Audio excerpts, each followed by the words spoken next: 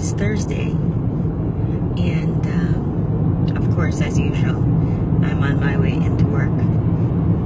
What's new, right? What else is new?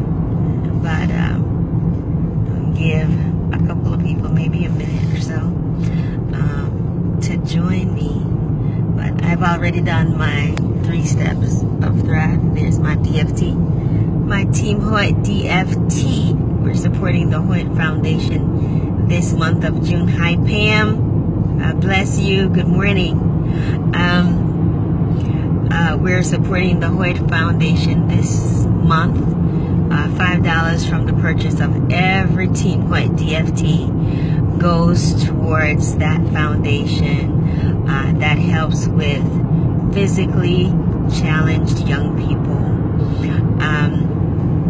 But this morning is another beautiful day here in Atlanta. The skies are blue. I can see the moon out. It's warm. It's just really, really, really beautiful. Morning, Chantel. And I wanted to just drop something that was on my heart. Janetta Joseph and I have these really deep conversations, and you know, we pull each other up and pull each other through. And you know, I always say to her, I said, you know, we save each other. And one of the things that I've learned the last couple of months, and it's so true, the reason why I'm in a place where I'm a lot more peaceful, outside of the benefits that Thrive has provided to my life, although I know it was the doorway that opened up the whole world that I'm experiencing as it is right now. Be amazed. Can't say it enough how amazing it is what proper nutrition does to the body. But I've captioned today, life is hard when you fight against it. Life is a lot more difficult when you fight against it. You know, like anybody else, I have had my challenges, and you know, we have our anxieties and our worries and this, that, the other. We experience loss, we experience failure, we experience all kinds of things. And the thing that has brought me peace is acceptance of all things has brought me a lot of peace.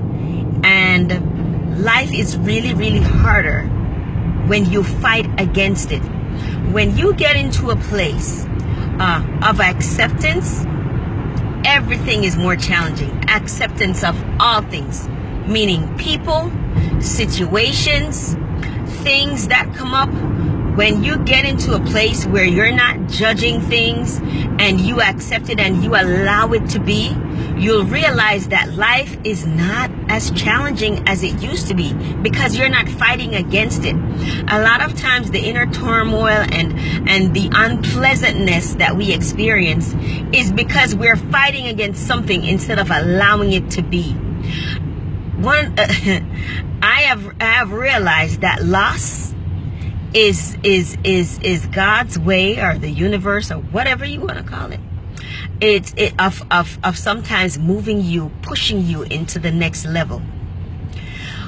We don't realize it, that sometimes you're done with one level and you need to move on.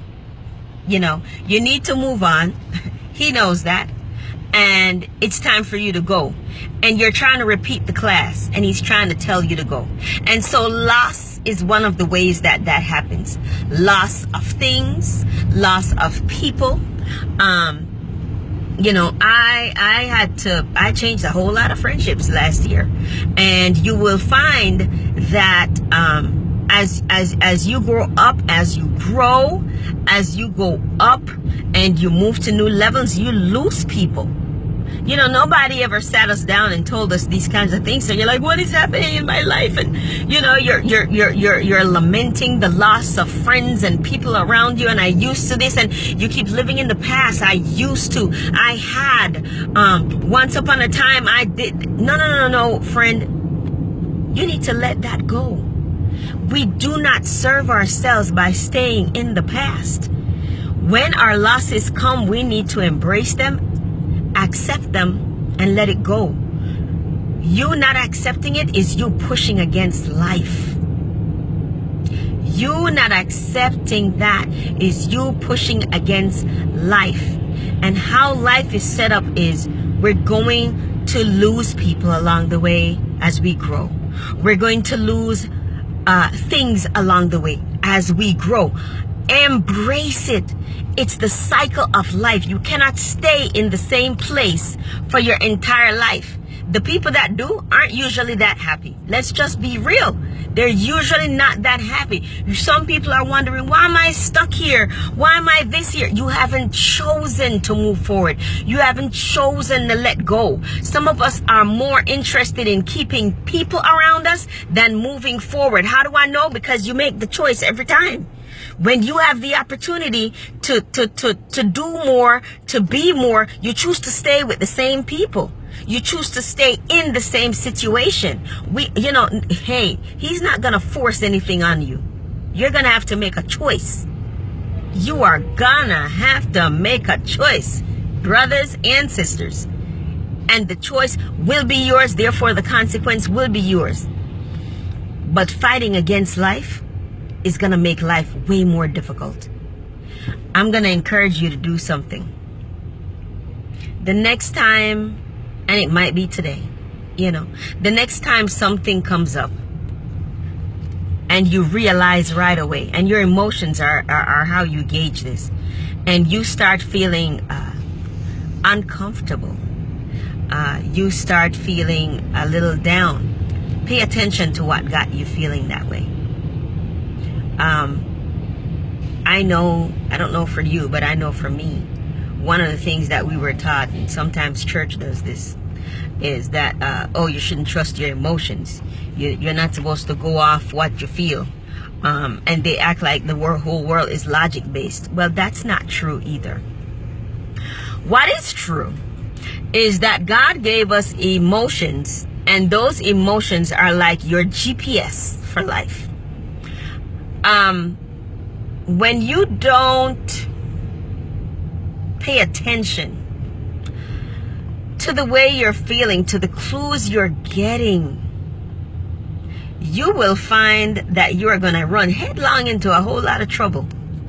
And then usually what happens is we run headlong into situations, and then afterwards, when it goes sideways, then we start saying, I had a feeling. I'm just going to leave that right there, because I know you know what I'm talking about. I had a feeling that I should have I had a feeling that I should not have but I did it anyway. Of course, this is in hindsight, right? Hindsight is 2020. That's why they say that. Hindsight is 2020. Yeah, thumbs up, because it's true. Hindsight is 2020. After everything happens and now it's revealed, then we're like, I had this feeling I shouldn't have trusted so-and-so. I had this feeling I shouldn't have done so-and-so. For me, I'm going to give you something really simple. When I lived in New York, right? You walk everywhere in New York. That was one of the fun things about being in New York, is that we walked. Good morning, Sabrina, all the way in Germany. I miss you, girl. One of the things about New York is that we walked everywhere. You took the bus and you took the train, and you got a lot of exercise in. But what it also meant is that if you're walking, then you're exposed to the elements. So the sun beats on you, the rain is gonna wet you if you're not prepared.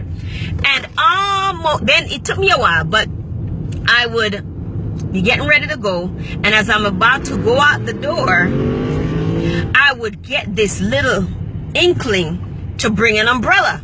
It'll be bright like that. It will be bright outside, like there's not a cloud in the sky, and I would get this inkling, bring an umbrella, and I would look out the window and I would say, not gonna rain. Look how beautiful it is outside. It's not gonna rain, right? So I'd leave, and what would happen? It would rain. So that had to happen, however, more than once for me to learn that lesson. Now, I want you to think about how many times, because I know you have a lot of experience with this. I know you do. How do I know? Because you're human. That's how I know, and I'm human, and I've had these experiences. Now I'm getting all fired up, right? But it's true. How many times, how many situations can you recall where you got that little inkling, that small voice? You were told to do something and you disobeyed it, and then you found out later on that you should have obeyed that little voice. Let me tell you something. Stop listening to people tell you don't go by how you feel. You should absolutely go by how you feel. You should absolutely go by how you feel. It's your emotional GPS, is your guidance system to help you to make the right decisions for your life. For your life. Stop doing things that don't feel good. Just think about how many times you didn't feel good about doing something. You went ahead and did it anyway, and then what happened? You found out later on you shouldn't have done it because you didn't listen. You didn't listen. Stop fighting against life. Do not fight against life. Loss is a way of correcting. Loss is a way of correcting what you missed. When you miss the signs, then we have to endure some discomfort to get us back on the right path. Now understand this. I've said this before. All things work together for good to them that love the Lord. All, not some. All things. All things. All things. All things. I'm going to say that again. All things. So even the unpleasant things work for your good. It's just correcting you. It's just saying change course. Oh, we need to change course and get you back on the right path. See, they don't teach this stuff in Sunday school, Sabbath school, and whatever other church school. They don't. They don't. This is not the stuff that you get. Nobody's telling you this. This is the kind of stuff you discover on the way if you're paying attention to your life and if you're listening. Stop fighting against life. Embrace loss. Embrace a little bit of discomfort. Recognize and accept that what it's doing, it is working for your good. It is adjusting the course that you are on. Be easy, just relax in it. Allow it to happen. Don't stress about it. Don't throw yourself a pity party. Just don't. Don't do that. Just be. Relax in it. Just be. Accept it and let it go. And you are going to find that you're not fighting.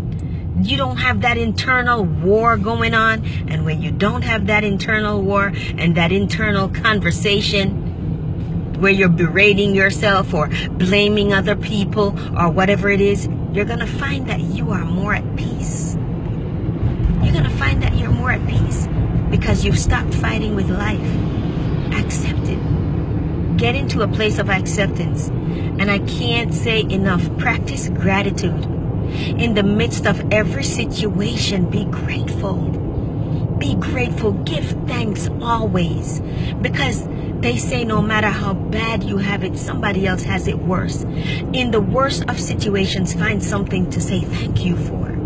Find something to be grateful for. Just be grateful that you still have life. If there's life, there's hope. You know, when I was in college, I just started the semester, bought my new textbooks. I was in school. I was going to ace it. I was going to do all my classes. I wanted to finish up summa cum laude. And I'm telling you, that semester, early in the semester, we had a fire. We had a fire in our apartment in New York, and I lost everything. I lost everything. I had to drop out. I had to graduate a semester later. I had to drop out and all that stuff. But you know what? in the midst of that fire, I remember when I got home and Mommy and Jelaine and I were standing in the ashes of our apartment, and we started singing hymns. Because what we realized is that all we lost was stuff. All we lost was stuff. We still had life. And once you have life, you have hope, you have everything. You can regain stuff once you have life. Everything is possible as long as you have life within you. So stop worrying about things. Accept things as they are. Give thanks. Be grateful for everything. Let the losses happen and just be. Just be. Stop fighting against life. And you will find that you enter into a stage or a place where you will experience more peace. You'll experience more joy. You'll experience more appreciation for everything. Thank you for tuning in this morning. I hope I said something that really, really hit home, struck a chord with you. I hope you start paying attention. Pay attention to the still small voice. Pay attention to your emotions. Pay attention to the way you feel. Pay attention to your life. That's all I have to say. You know, I don't make a video unless I think I have something to say. So I pray that blessed you. Have yourself a wonderful Thursday. Be grateful for something today. Okay? Bye-bye.